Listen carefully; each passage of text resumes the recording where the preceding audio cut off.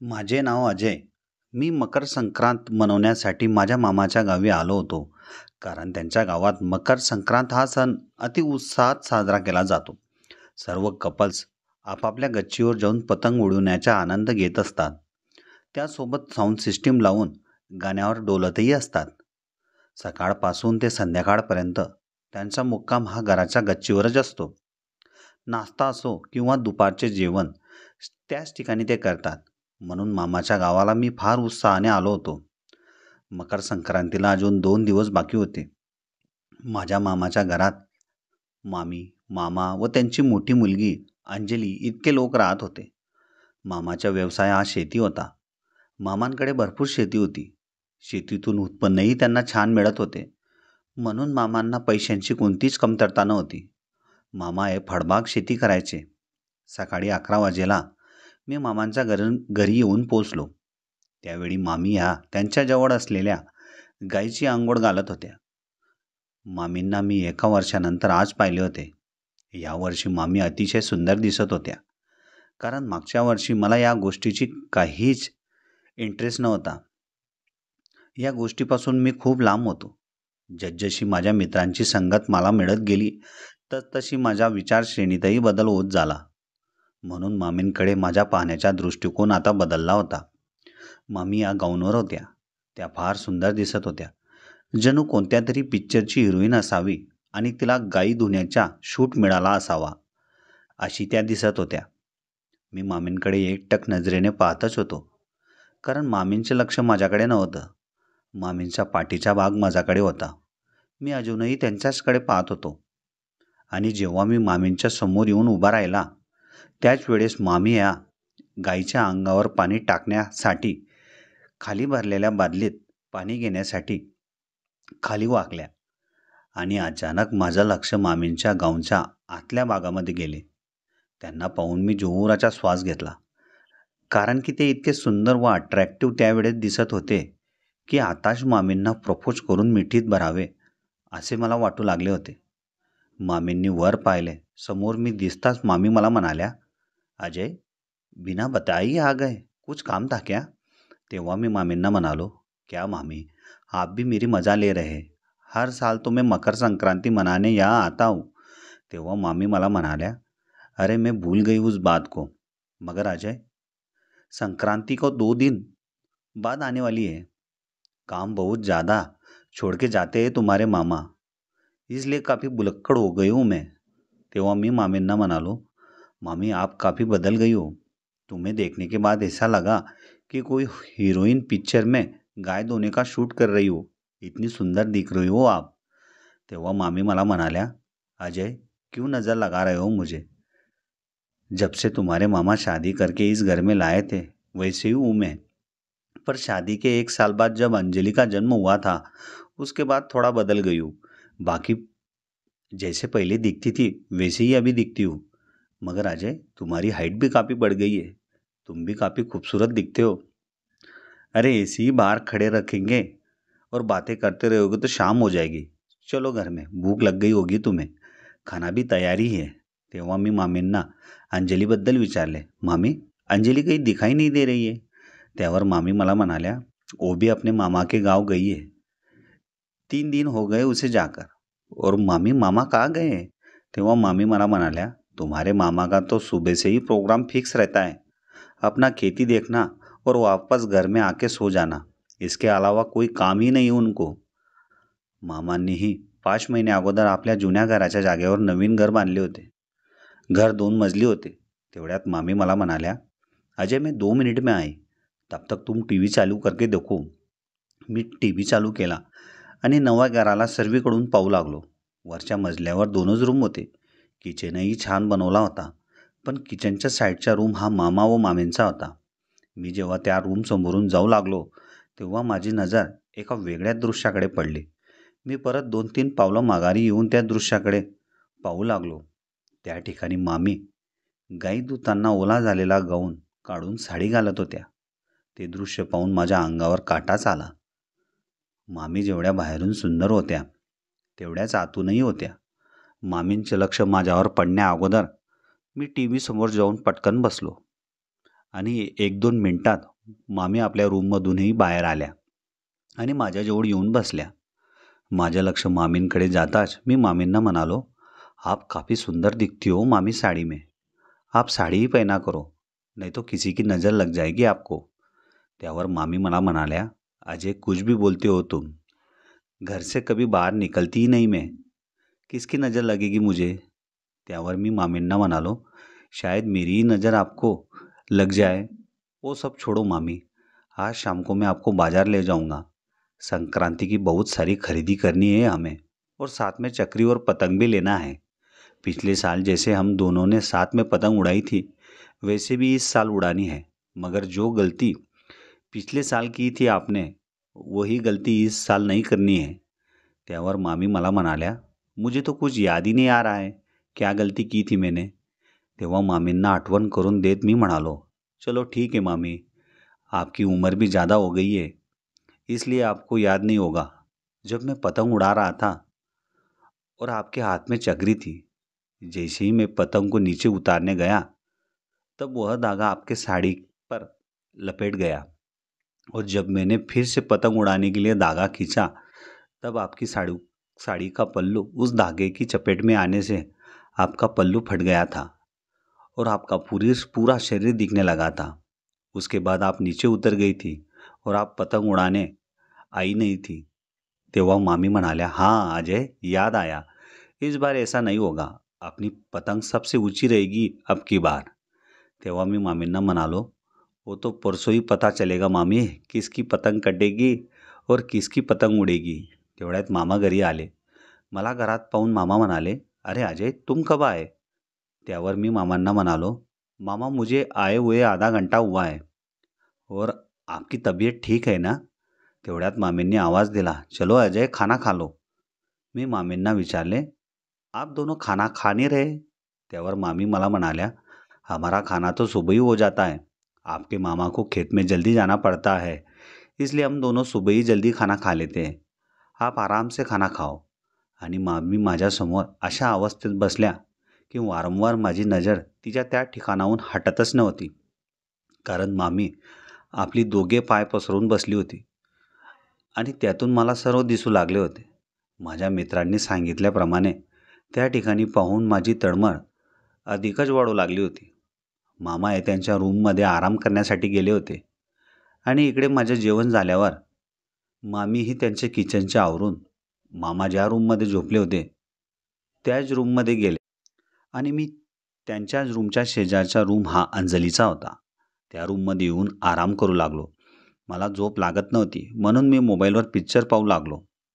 काही वेळाने मला मामा व मामींच्या रूममधून जोराचा कुजबुज करण्याचा आवाज येत होता. कारण आमचे रूम आजूबाजूला असल्यामुळे त्यांचा आवाज मला जास्त येऊ लागला. आता मामा व मामी हे बाहेर येऊन जोराने एकमेकांवर ओरडत होते आणि त्याच वेळेस दार उघडून मीही त्यांच्यासमोर येऊन बाहेर उभा राहिला. त्यावर मामी मामांना म्हणाली, "2 महीने से मैं देख रही हूँ आपको. आपकी ना घर पे ध्यान है ना मेरी तरफ. आप अपने मस्ती में मस्त रहते हो. किसी से कोई लेना देना नहीं, बातचीत करना नहीं. घर में क्या चाहिए क्या नाही वो भी आजकाल आप देखते नाही." मामा फक्त मामींचे म्हणणं ऐकत होते, काहीच बोलत नव्हते आणि ते त्या क्षणाला घरातून बाहेर गेले. मामींच्या डोळ्यात पाणी येत होतं म्हणून मी मामींना सांत्वन देण्यासाठी त्यांच्याजवळ जाऊन उभा राहिला आणि मामींना विचारले, "मामी, क्यों लड़ रही थी आप मामा से? कुछ बात हुई है क्या? मामा ने आपको कुछ गलत बोल दिया क्या?" त्यावर मामी मला म्हणाल्या, "नहीं अजय, आप उस चीज़ को नहीं समझोगे. आप उस मामले में अभी छोटे हो." त्यावर मी मामींना म्हणालो, "मामी मैं छोटा हूँ, इस चीज़ को मैं मानता हूँ, मगर मेरे सुझाव से अगर अच्छा रास्ता निकल जाता है तो आपके ही काम आएगा. बताओ मामी क्या हुआ आप दोनों में?" तेव्हा मामी मला सांगू लागल्या, "आपके मामा की नौटंकी ये 2 महीने से चल रही है. एक बार खाना खा के सुबह 9 बजे घर से निकल जाते हैं, बस सोने के लिए दोपहर को आते हैं. फिर दोपहर को 4 बजे जाते हैं, फिर से खाना खाने के लिए 8 बजे आते हैं. उसके बाद फिर सो जाते हैं. ना उनका इस चीज़ की परवाह है. घर में क्या चाहिए क्या नहीं उस चीज़ से उनको कोई लेना देना नहीं. आज 2 हफ्ते हो गए घर में एक सब्जी भी नहीं बनी है, सिर्फ दाल खा के जी रहे हम लोग। और मेरी खुशी का तो उनको आता पता ही नहीं। मुझसे अच्छे से बात भी नहीं करते, बार बार बस खेत में ही जाते रहते हैं। अगल बगल में भी लोग खेत में जाते हैं, मगर सुबह गए तो 11 बजे तक घर आ जाते हैं। उसके बाद दूसरे दिन ही वो अपना काम करने के लिए जाते हैं। मगर तुम्हारे मामा का तो घर में दिल ही नहीं लगता। अभी तो रात को 2 दिन से घर पर भी नहीं रुक रहे हैं। उनको पूछती हूँ तो उनका यही जवाब रहता है, रात को पानी भरने के लिए खेत में कोई नहीं आ रहा है, इसलिए मुझे जाना पड़ता है। तो बाकी अगल बगल के किसान भी तो अपने खेत में किसी ना किसी मजूर को पानी भरने के लिए लगाती होंगे ना। तो तुम्हारे मामा इतनी कंजूसी क्यों कर रहे हैं आदमी लगाने में? है ना अपने पास पैसे, तो उसको दो। पैसा ज़्यादा दे के वो आ सकता है, मगर नहीं, उनको ना मेरी परवाह है ना घर की। अजय, एक औरत अपने पति से क्या चाहती है? वो उसे प्यार करे, उससे बातें करे, उसके साथ खाना खाए। जो चीज़ उसको टाइम पे मिल गई तो वो बहुत खुश रहती है। तेव्हा मी मामींना समजवले, मामी, अगर आदमी एक ही चीज़ के बारे में बार बार सोचता है तो उसके सामने वही चीज़ घूमती रहती है। शायद मामा ने अपना पूरा ध्यान खेती की तरफ लगा दिया होगा, इसलिए उनके दिमाग में बस वही घूम रहा है। त्यावर मामी मला म्हणाल्या, मगर मैं उनके लिए दिन रात घर पे मेहनत करती हूँ, मेरे साथ भी वक्त बताने के लिए उनके पास टाईम नाही आहे. मामी फार रडू लागल्या होत्या. मी मामींना हॉलमध्ये असलेल्या खुर्चीवर बसवले आणि त्यांना सांगू लागलो, मामी, हम दोनों कल सुबह जैसे मामा खेत में जाएंगे तब उनके पीछे हम दोनों जाके देखेंगे कि मामा खेत में सच में क्या करते हैं। तभी हम उनके बारे में हमें पता चलेगा. ऐसे ही खाली हम उन पे शक नहीं कर सकते. त्यावर मामी मला म्हणाल्या, यह प्लान मेरे दिमाग में भी आया था अजय, मगर अकेले खेत में जाने से मैं डर रही थी. जो बात मेरे मन में थी वही बोल के तुमने मेरी और हिम्मत बढ़ा दी. मामींनी लागलीच आपले डोळे पुसले आणि पटक्यात उभी राहून माझे हात तिच्या हातात पकडले आणि मला म्हणाली, अच्छा हुआ अजय तुम यहाँ आ गए, नहीं तो मेरी हिम्मत ही नहीं होती और तुम्हारे मामा और मेरे बीच रोज अनबन होते ही रहता. रात्री जेवणाची वेळ झाली होती. मी पण टी व्ही समोर बसलेला होता. काही वेळातच मामाही घरात आले. त्यांनी तोंड हात धुवून कोणाशी न बोलता डायरेक्ट ते जेवणासाठी बसले. मग मी व मामी मामाच्या आजूबाजूला येऊन बसलो. जेवण झाल्यानंतर मामा लागलीच हात धुवून आपल्या रूममध्ये गेली आणि डोक्याला मफलर बांधून आणि हातात टॉर्च घेऊन ते शेतात जाण्यासाठी निघाले. तेव्हा मी मामांना विचारले, मामा, आज खूप ज़्यादा काम है क्या खेत में? आप सुबह से ही घर में रुक ही नहीं रहे हो. त्यावर मामा मला म्हणाले, भांजे काम ज़्यादा है इसलिए तो जा रहा हूँ, नहीं तो घर पे ही रुक जाता. बस और 3-4 महीने की बात है, फिर घर में ही रुकना है. यही बात मैं तुम्हारी मामी को समझाता हूँ, मगर वो समझती ही नहीं. उसको बस अपनी ही परवा आहे, बाकी किसी की नाही. एवढं सांगून मामा शेतात निघून गेले आणि इकडे मामी अगदी उदास होती. मी मामींकडे पाहू लागलो तेवढा मामी ह्या त्यांच्या रूममध्ये गेल्या आणि मी त्या दोघांबद्दलच त्या ठिकाणी उभा राहून विचार करू लागलो. मीही टी व्ही ऑन करून पिक्चर पाहू लागलो, कारण एवढ्या लवकर मलाही झोपायची सवय नव्हती. आता रात्रीच्या 11 वाजले होते. टी व्ही पाहता पाहता मला केव्हा झोप लागली ते समजले नाही आणि त्याच वेळेस मामी आपल्या रूममधून बाहेर आल्या. त्यांचे लक्ष माझ्याकडे गेले, कारण मी टी व्ही ऑन करून झोपलेलो होतो. मामींनी टी व्ही बंद केला आणि लाईट ऑफ केली. अगदी शांतता झाल्यामुळे माझीही झोप उघडली. ज्यावेळेस माझे डोळे उघडले त्याच वेळेस रूममध्ये सर्वत्र अंधार होता आणि बाथरूमच्या पोर्चमधील लाईट ऑन होता आणि त्या ठिकाणी मामी मला बाथरूममध्ये जाताना दिसल्या. 10 ते 15 मिनिटानंतर मामी परत आंघोळ करून बाथरूममधून बाहेर आल्या आणि ज्या वेळेस मामी या रूममध्येच आपले कपडे घालत होती तेव्हा माझ्या पायाखालची जमीनच खचकली, कारण की मामींची सुंदरता ही पूर्णपणे आतून मी पाहिली होती. जेव्हा मामी पूर्णपणे तयार झाल्या त्याच वेळेस मी आपल्या जागेवरून उभा राहून मामीजवळ आलो आणि मामींना विचारू लागलो, मामी, आप इतनी रात को यह क्या कर रही हो? आप तो काफ़ी फ्रेश लग रही हो, नहा के आई हो क्या? त्यावर मामी मला म्हणाल्या, मैं तो मुंह हाथ धोने के लिए आई थी, मुझे थोड़ा गर्म महसूस हो रहा था इसलिए.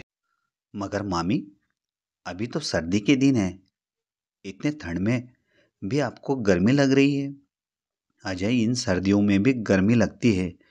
जब आपकी शादी हो जाएगी ना, तब आपको पता चलेगा सर्दी में भी गर्मी का एहसास कैसा होता है. त्यावर मी मामींना म्हणालो, मी कुछ समझा नहीं मामी, आप क्या कहना चाहते हो.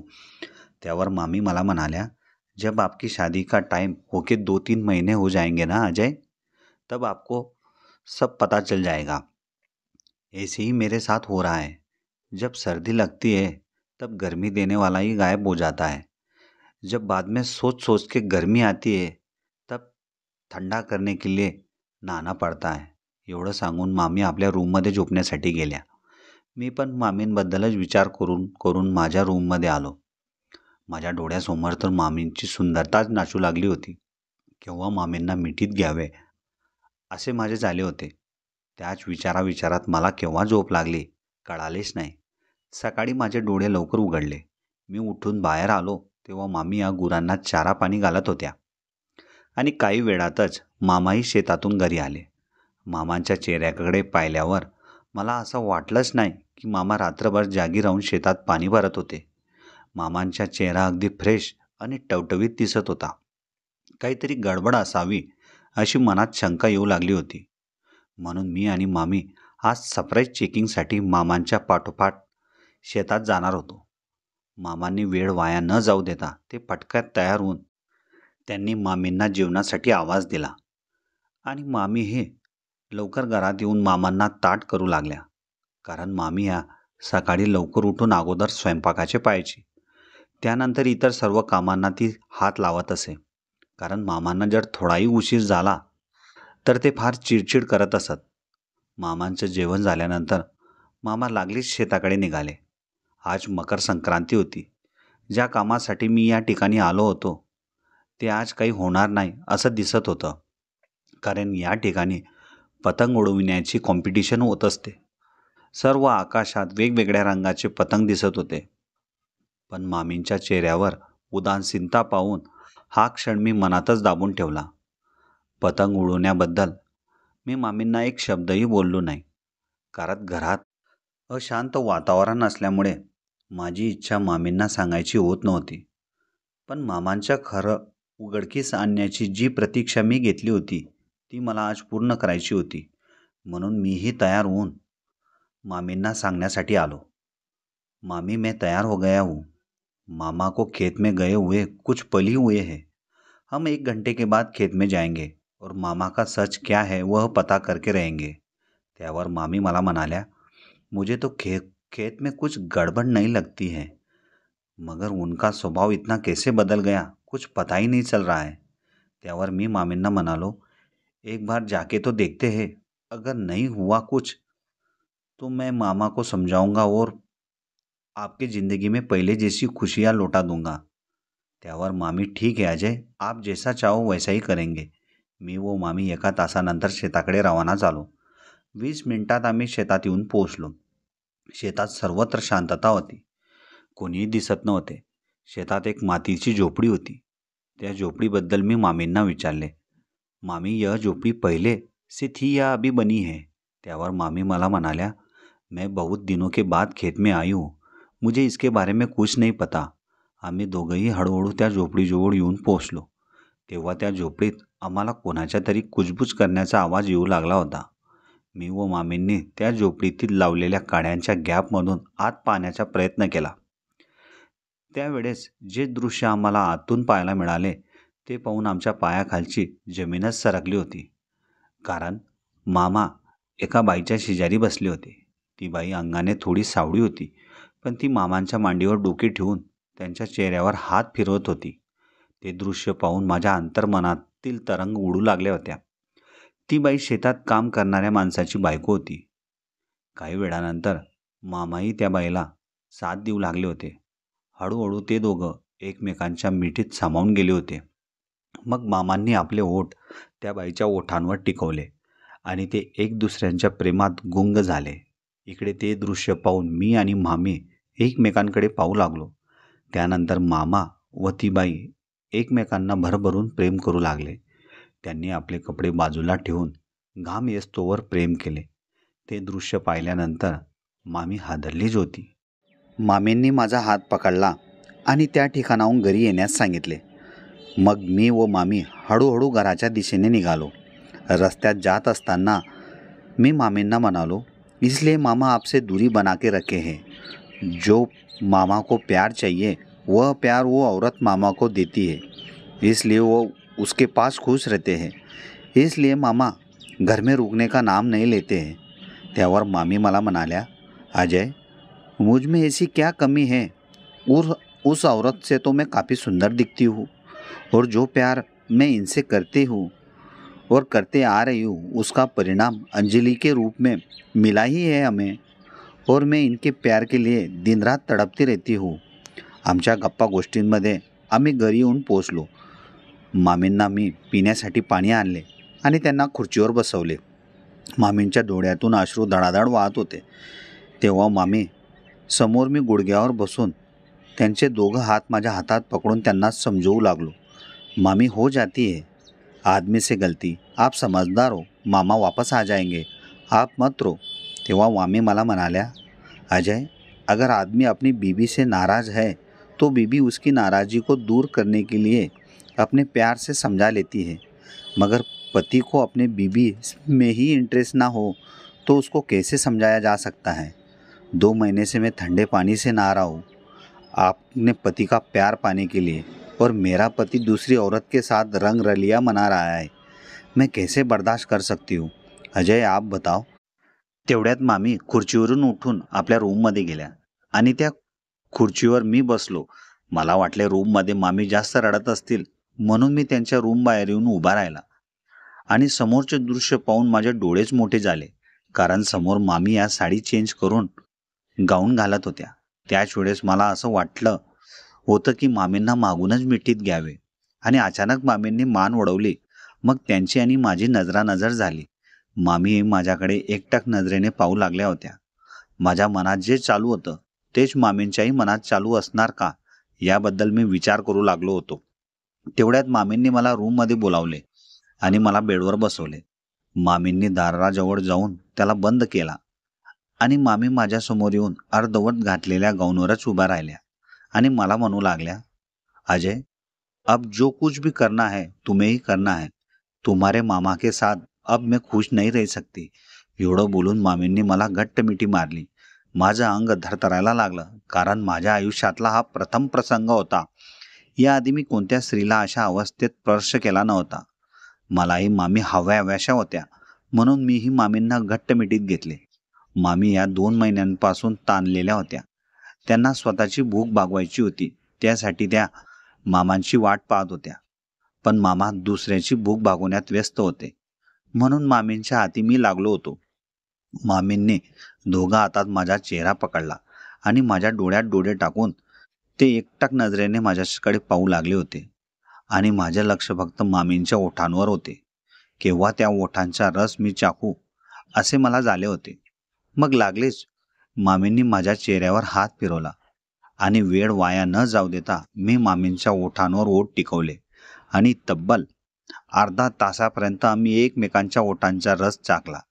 मामींची सुंदरता आतून पाहून माझ्या डोकंच चक्रावून गेलं होतं. हळूहळू आम्ही दोघांनी आमच्या अंगावरचे कपडे बाजूला ठेवले आणि घाम येस्तोवर एकमेकांवर भरभरून प्रेम केले. आता मामींनाही माझी ओढ लागली होती आणि मलाही मामींशिवाय करमत नव्हतं. मामी ज्या ठिकाणी जायची त्या ठिकाणी मी त्यांच्या मागे फिरायचो. जिथे वेळ मिळाला तिथे मी मामींच्या गालावर नाही तर ओठांवर ओठ टिकवायचो.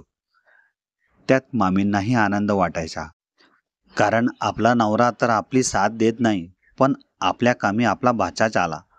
आता आमचे नित्यनियम झाले होते. ज्या वेळेस मामा शेतात जायचे त्याच वेळेस मी व मामी घरातच आमच्या प्रेमाचा आनंद लुटायचो. मामींना मामांबद्दल काहीच तक्रार उरली नव्हती, कारण जे मामा देऊ शकले नव्हते ते मी त्यांना देऊन आनंदात ठेवू लागलो होतो. मामींनी मला घरी जाण्यासाठीही नकार दिला होता आणि मी मामींच्या आनंदासाठी घरी जाण्याचे प्लॅनही कॅन्सल केले होते. मामींमुळेच मला बायकोशी कसं वागायला हवं याची कल्पना झाली होती. तिकडे मामा शेतातील कामवाल्याच्या बायकोसोबत आनंदात होते आणि इकडे मी मामींसोबत दिवस रात्र त्यांना खुश ठेवून आनंदात होतो.